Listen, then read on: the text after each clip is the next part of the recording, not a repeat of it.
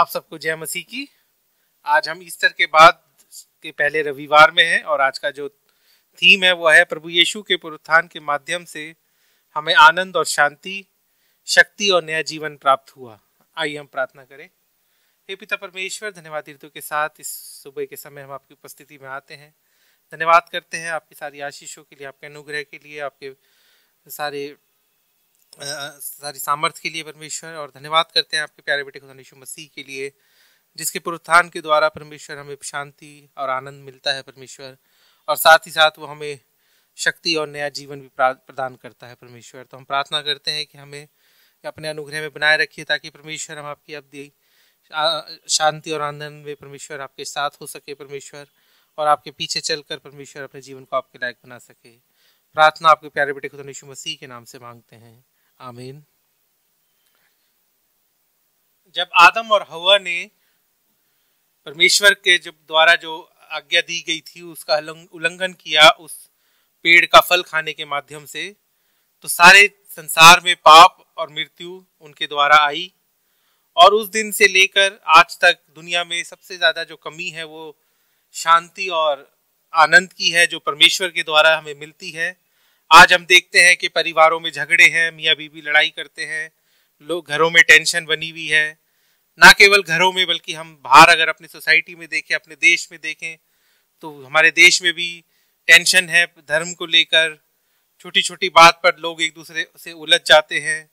अगर हम दुनिया में देखें तो रूस और यूक्रेन के बीच में लड़ाई चल रही है, और कई बार ऐसा लगता है कि कहीं ऐसा ना हो कि तीसरा विश्व युद्ध शुरू हो जाए।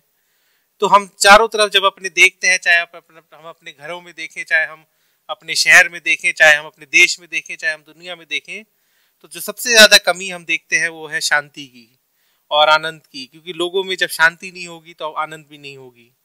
लेकिन इन परिस्थितियों में जब हम देखते हैं कि आनंद और शांति हमें कहाँ से मिल सकती है या किसके द्वारा हमें वो प्राप्त होती है, तो हम देखते हैं कि जो उसका स्रोत है वो केवल और केवल खुदावन यीशु मसीह है, जिसके पुनरुत्थान के द्वारा हमें उसने अपनी शांति दी है, अपना आनंद दिया है, और साथ ही साथ उसने हमें एक नई शक्ति और एक नए जीवन के लिए भी हमें तैयार किया है।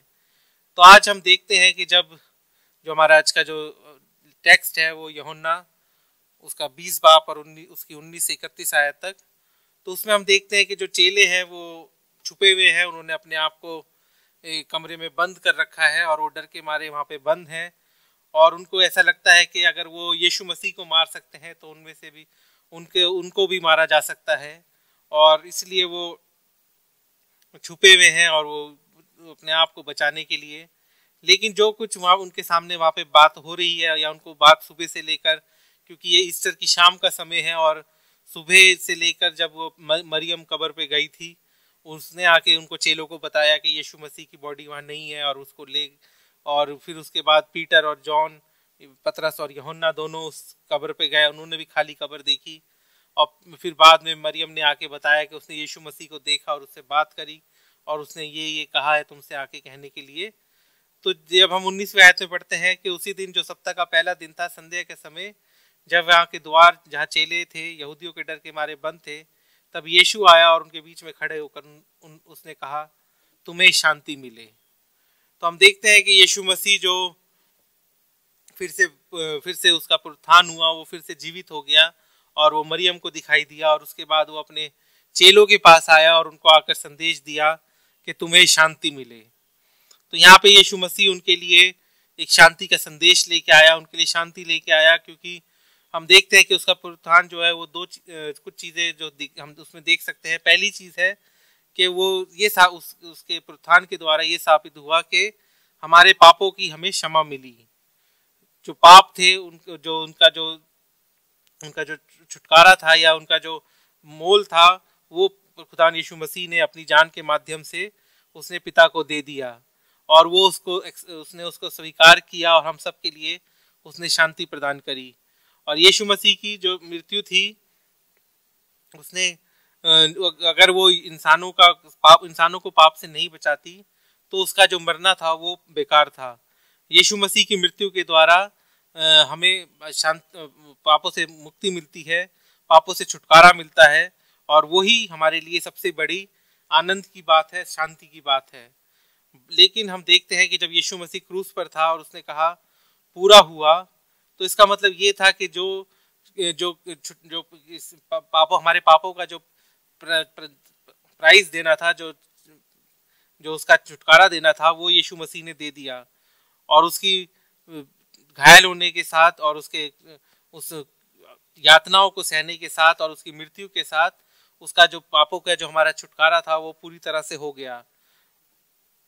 और यहाँ पे हम देखते हैं कि ना तो अब जो पाप है वो हमारे साथ रहे, और चाहे हमारे पाप कितने भी ज़्यादा बुरे हों, हमने कितने भी ज़्यादा बुरे पाप किए हों, लेकिन उसकी माफ़ी उसके लहू बहाने के बाद और उसके लहू बहाने के कारण हमें मिलती है। और जब हम पश्चाताप करते हैं तो हमें उसके उन सारे पापों से छुटकारा मिलता है जो हम अपने जीवन में करते हैं। और जो उसका पुनरुत्थान है वो साथ ही हमारे लिए और जो दूसरी चीज़ लेके आता है वो लेके आता है शांति।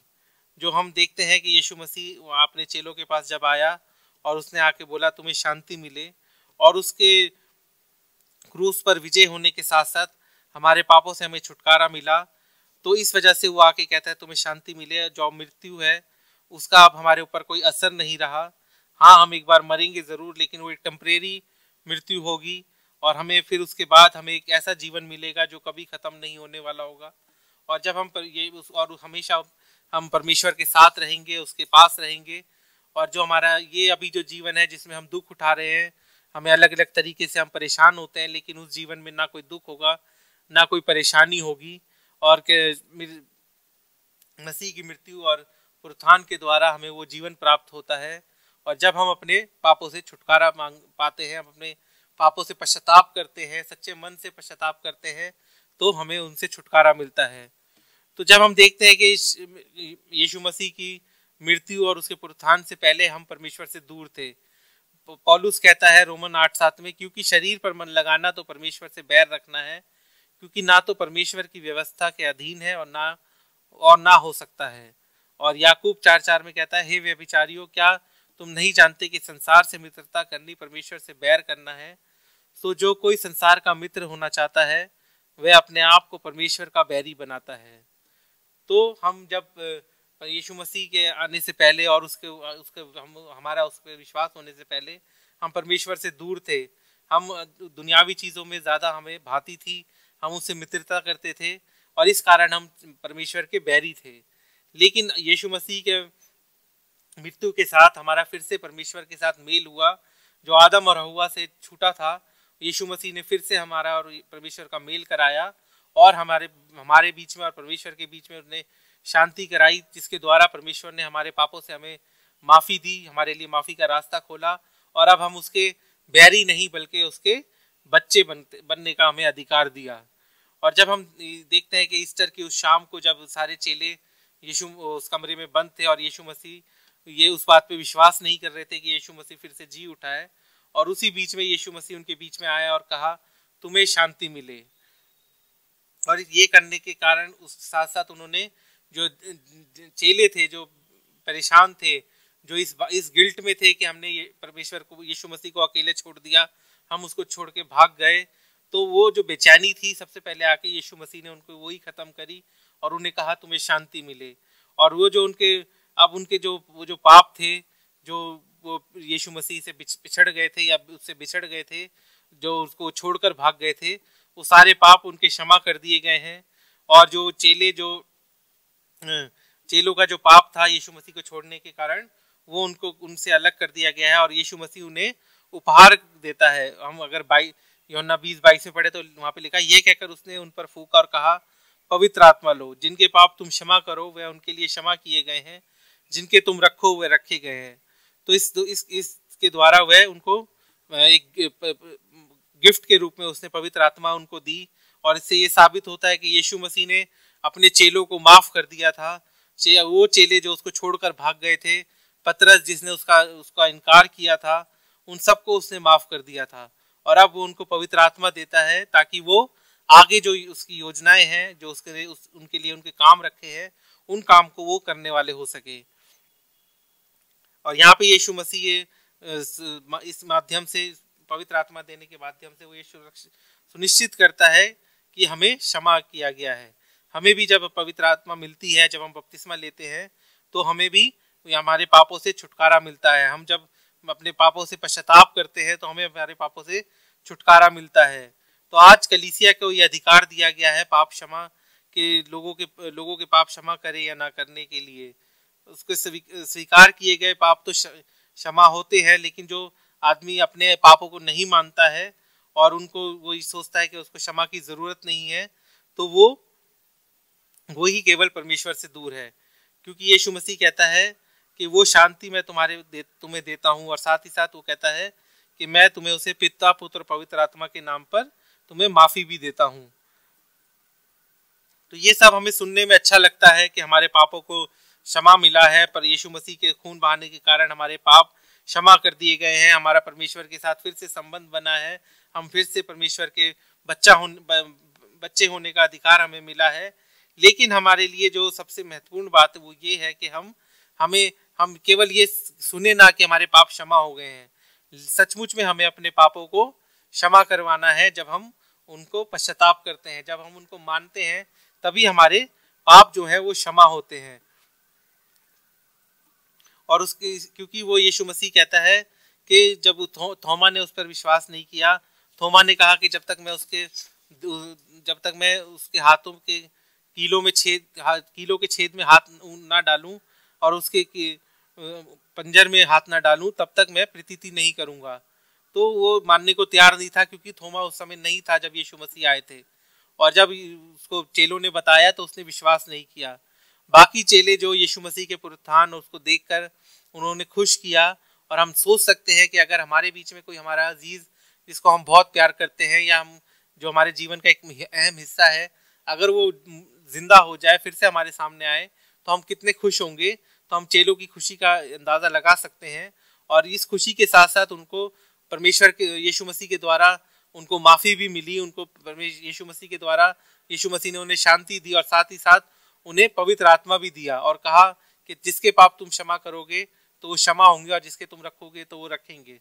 लेकिन जो ये थोमा था उसमें इस विश्वास की कमी थी, जिसलिए उसने बाकी जो 10 चेलों ने जब उसको ये सारी बातें बताई तो उसने उन पर विश्वास नहीं किया, और कहा कि जब तक मैं उसके हाथों में कीलों का छेद ना देख लूं, और कीलों के छेदों में अपनी उंगली ना डालूं, और उसके पंजर में अपना हाथ ना डालूं, तब तक प्रीति ना करूंगा।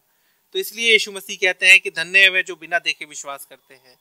वो हमारे लिए कहता है क्योंकि हमने यीशु मसीह को नहीं देखा है, हम उसको वचन के माध्यम से जानते हैं, पवित्र आत्मा की अगुवाई में हम उसको जानते हैं, लेकिन हमने उसे देखा नहीं। इसलिए यीशु मसीह कहता है कि धन्य है वे जिन्होंने जो बिना देखे विश्वास करते हैं। तो थोमा जो यीशु मसीह को देखने के बाद उसको विश्वास आया, लेकिन हम लोग जो विश्वास करते हैं, तो हमारे लिए विश्वास हमारा जब ही पूरा हो सकता है जब हम अपने गुनाहों से पश्चाताप करें, जब हम अपने पापों को माने और परमेश्वर को अपने को जीवन देने के लिए अपने आप को तैयार करें। जो यीशु मसीह ने जो हमारे लिए कुर्बानी दी है, उसको हम अपने जीवन से जाया ना होने दें, और जो उसने हमारे साथ परमेश्वर से फिर से हमारे लिए जो उसने माफ़ी हमारे लिए प्रदान करवाई है, हमारे लिए परमेश्वर से फिर से हमारा संबंध बनाया है, हमें उसके बेटे और बेटी होने का अधिकार दिया है, वो हम जब तक हम प्राप्त नहीं करते तब तक हमारा जो जीवन है वो पूरा नहीं हो सकता।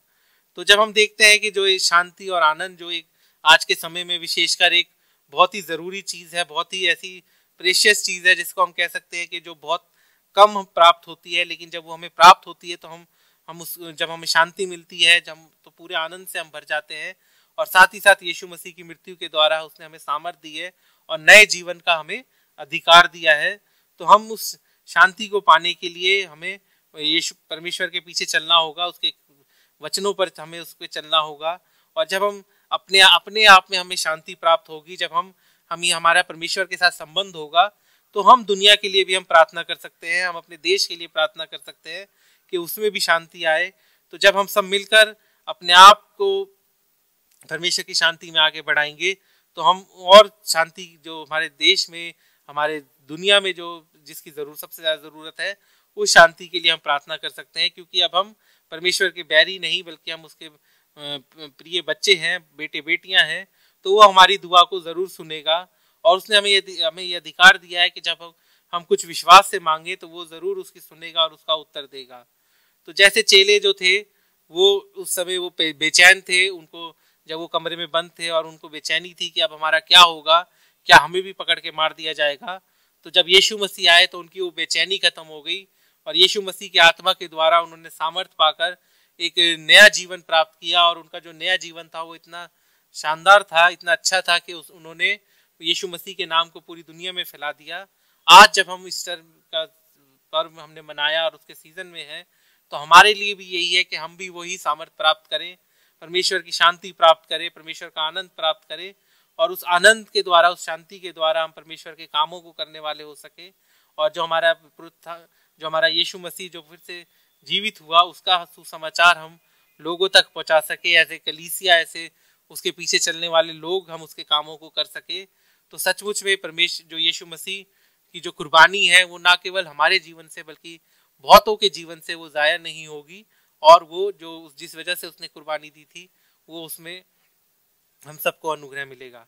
आइए हम प्रार्थना करें। हे पिता परमेश्वर, धन्यवाद करता हूँ आज के वचन के लिए, धन्यवाद करता हूँ परमेश्वर आपके प्यारे पुत्र के लिए परमेश्वर, जिसने हमारे लिए अपनी जान दी और हमारे लिए उद्धार का रास्ता खोला परमेश्वर। तो उस पर चलने में हमें मदद कीजिए, हमारी अगुवाई कीजिए परमेश्वर, ताकि हम उस पर चलकर हम आपके पास आ सके परमेश्वर। और आपने जो हमें अपने बेटे और बेटी को अधिकार दिया है परमेश्वर, उसको हम प्राप्त कर सके परमेश्वर।